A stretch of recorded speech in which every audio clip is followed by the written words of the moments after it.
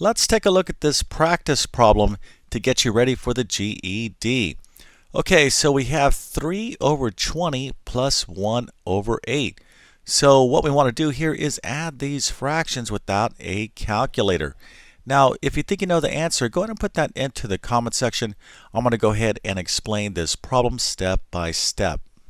Alright, so here is our problem. We have 3 over 20 or 3/20 plus 1/8. Now, to solve this problem, we're going to need to understand a few things. The first is we need to understand the rules to add and subtract fractions. And the second thing that we need to understand is how to find something called the LCD, and that stands for lowest common denominator. All right, so let's go ahead and start. And here is the first thing that we want to do. We want to kind of get some basic definitions down. When we have a fraction, the bottom numbers are what we call the denominator. So in this fraction, the denominator is 20, and this fraction, the denominator is 8.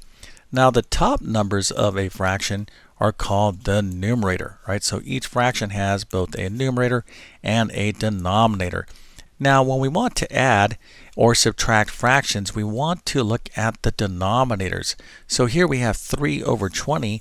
This denominator is 20, and then this denominator over here, this 1/8, of course, is 8. So what we're looking at is the denominators. Now, if the denominators are different, we can't add the fractions like this. So we're going to have to do some work here.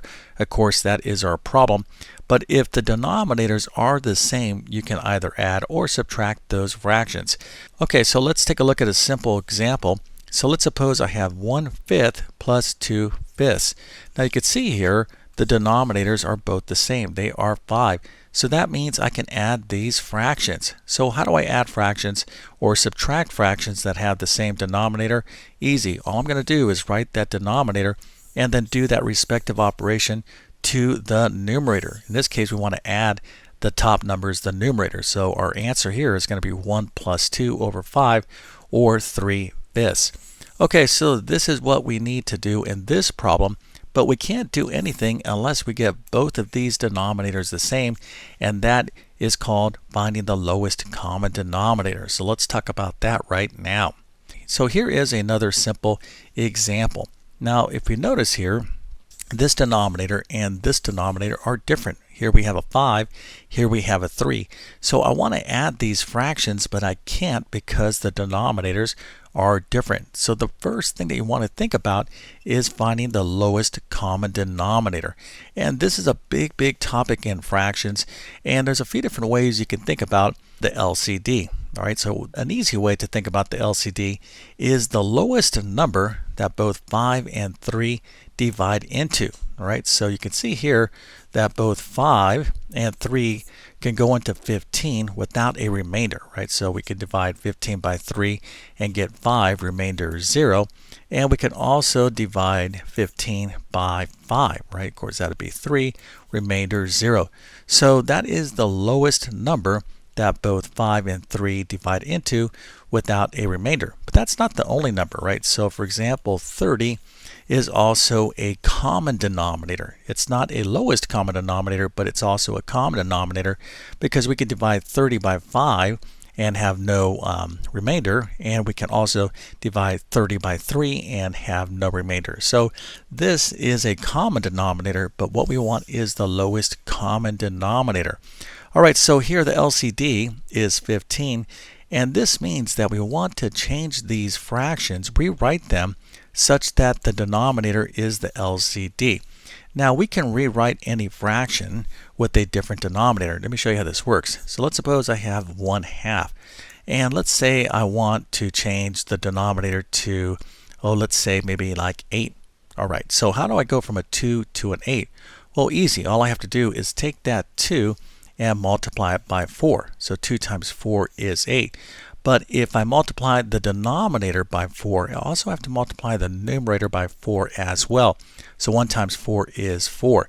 So an equivalent fraction to 1/2 is 4 over 8. All right, so 4 over 8 is the same value as 1/2. All we did here is change the denominator to 8. So that's what we need to do here. We need to change these denominators to 15 so they have a common denominator.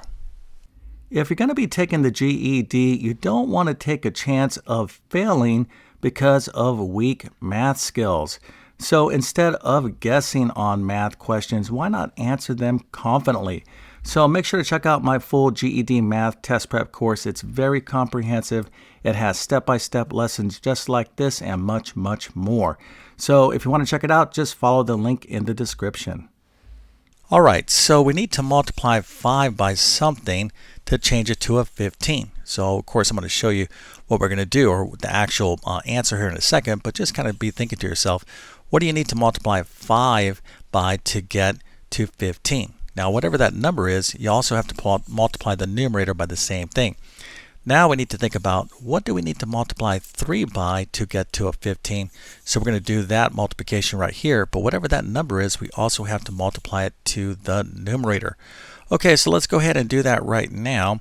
So 1/5, let's go ahead and change that 5 to a 15. So we're going to multiply 5 by 3, because 3 times 5 is of course 15, but we also need to multiply the numerator by 3. Now over here, this 3 to get to 15, we're going to have to multiply it by 5. So we're going to have to multiply that numerator by 5 as well. Okay, so let's go ahead and do that number crunching. So 3 times 1 is 3. 3 times 5 is 15. So our new fraction is 3/15. This is what we call an equivalent fraction. So if you have 3/15, you could reduce it down to 1/5. So these fractions are the same in value. But notice here, this fraction has the denominator of 15, and that's what we want. Okay, so here we have 2 times 5 is 10, and that's going to be over 3 times 5 is 15. So instead of 2/3, we now have 10 over 15.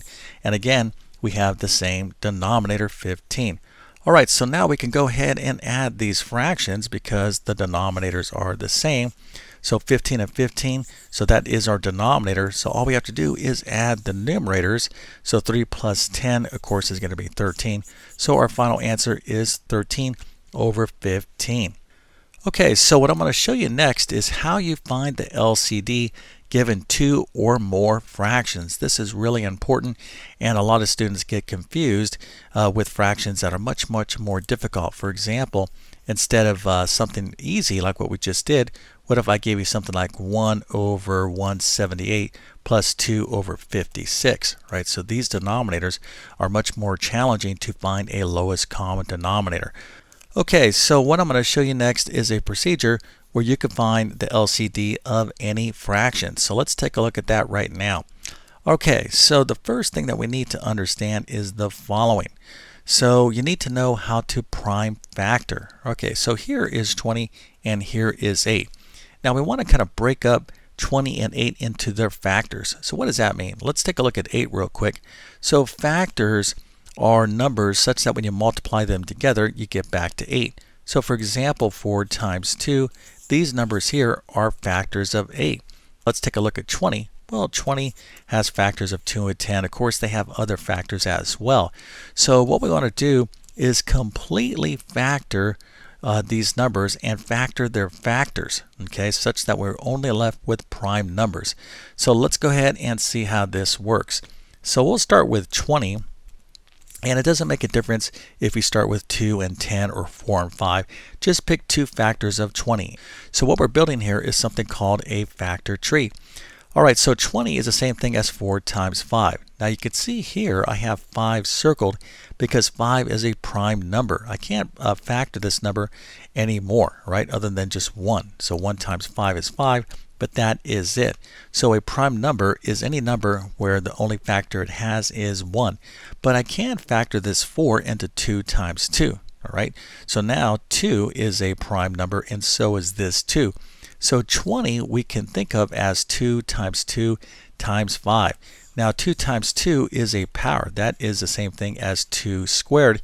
And we want to think of our factors, our prime factors, as powers if we have any repeat factors.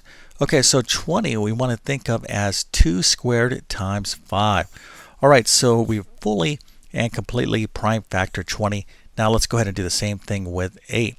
All right, so 8 is the same thing as 4 times 2. Now when you are factoring, you want to circle any prime factors. All right, so 2 of course is a prime factor, but we can now factor 4 into 2 times 2. So 8 is the same thing as 2 times 2 times 2, or 2 to the third power. Now you're going to see why it is critical that you express any repeat factors when you're prime factoring as a power. Okay, so 20 is the same thing as 2 squared times 5, and 8 is the same thing as 2 cubed. Okay, now let's talk about how to find the LCD. So kind of like the formula to find the LCD is the following. We're going to go ahead and build one big product using all the prime factors of both of these numbers. Okay, so here I have 5, right? And here I have 2 squared, and over here I have 2 to the third. So we're going to multiply all these prime factors together. But there is a really big important thing that you have to pay attention here. So here we have 2 squared, and over here we have 2 to the third. So anytime you have powers with the same number, okay, the base down here being the same, so 2 squared, 2 cubed, i.e. we have 2 to some power. So anytime we have that situation, we don't need to represent both of these in our LCD. We only need to represent the highest power of 2, and that is 2 cubed. So 2 cubed is going to be a prime factor in our LCD. Okay, so just kind of follow this procedure here. Of course, you have to practice it to get good with it, but here, if you learn this, you're going to be able to find the LCD of any fractions. Okay, this is extremely important. Okay, so 2 cubed is going to be part of our LCD, and then of course we need a 5. Remember, we need to represent all of these factors in our LCD. Okay, so our LCD, our lowest common denominator, is going to be 2 cubed times 5. Now remember, 2 cubed is the same thing as 2 times 2 times 2, or 8. So this is going to be 8 times 5, or 40. All right, now a lot of you might be thinking to yourself, boy, that is a lot of work. I knew that right off the bat that the lowest common denominator is 40. And of course, if you can look at this, you say, oh yeah, 8 times 5 is 40, and 20 times 2 is 40. That's great thinking. But again, if you had something much more complex, let's say like 208, maybe like 3 over 208 plus 7 over 152, well, finding the LCD here is going to be much more challenging. So what you want to do is simply follow the procedure that I just showed you. Okay, so now that we know that the LCD here is 40, all we have to do is change our original problem such that the denominators are 40. All right, and we're going to use the same procedure as we did in the previous problem. Okay, so let's go ahead and do that right now. So how do we change a 20 to a 40? Easy, just multiply it by 2. But we're also going to have to multiply the numerator by 2 as well. So this is going to be 2 times 3, or 6. So 3 over 20 is the same thing as 6 over 40. All right, so how do we change an 8 to a 40? Just multiply it by 5. But we're also going to have to multiply the numerator by 5 as well. So 1/8 is going to be the same thing as 5 over 40. Okay, so now we have common denominators, and to add these fractions is going to be super easy because we have the same common denominator that we have the LCD. So the answer is going to be 6 plus 5, or 11 over 40. Okay, so I hope this video helped you out and make your GED math preparation easy, right? It's very tough to learn math all on your own. So if you're really serious about passing the GED, make sure to go to my full GED math prep course. You can find a link to it in the description of this video.